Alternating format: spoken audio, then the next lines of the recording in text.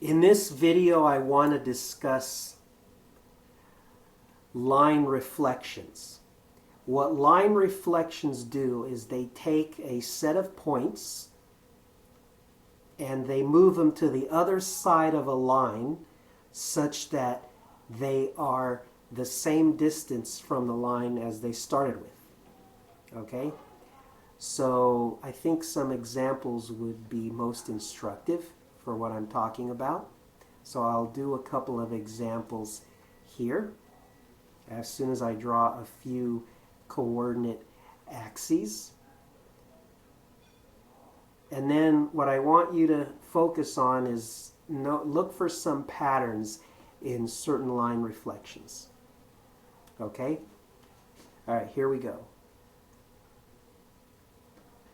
So if I have a single point with coordinates 2, 3, if I reflect it over the x-axis, so I move it on the other side, then it's going to end up at the new position with coordinates 2, -3. If I move the same original point to the other side of the y-axis, in other words, I do a line reflection over the y-axis, I'm going to end up at the point with coordinates -2, 3. Okay? Notice that notice that when I do a line reflection, again, I'm the same distance from the line before and after. Okay? And I don't just have to do single points, I can do sets of points. Suppose I had this red square. If I reflected it over the x-axis, I would get an identical sized square, the same distance from the x-axis, something like that. And then if I did a line reflection over the y-axis, I would get something that looks something like that. Okay? And we can also do maybe a triangle. So here's a right triangle, and I reflect it over the x-axis. It'll look something like this.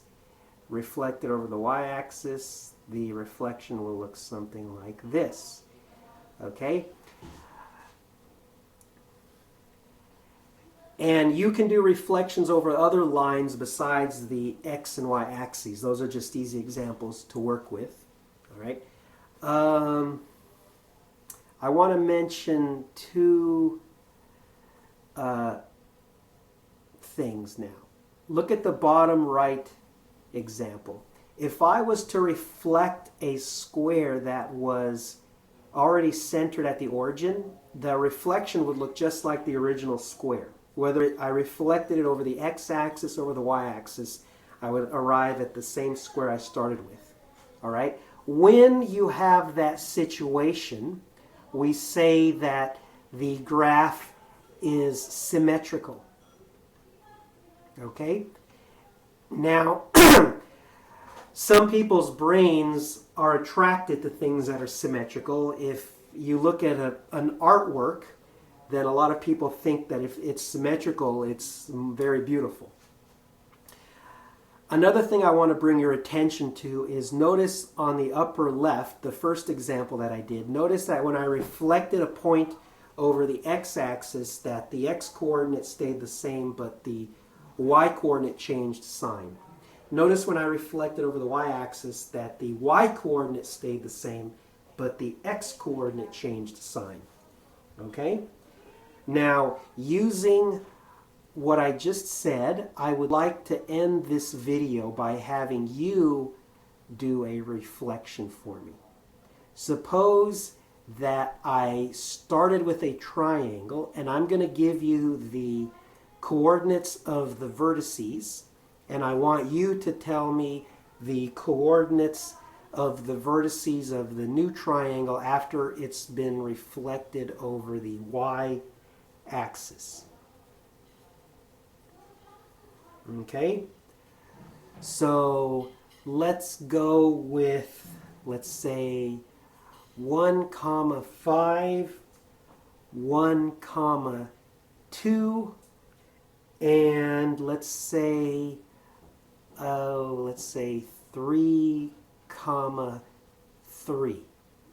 All right, so reflect it over the y-axis and give me the coordinates of the vertices of the reflected triangle. So pause the video and do that now, please.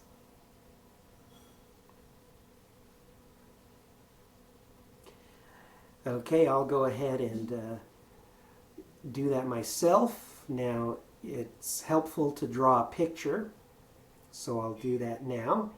And so the reflected coordinates will be -1, 5, -1, 2, and -3, 3.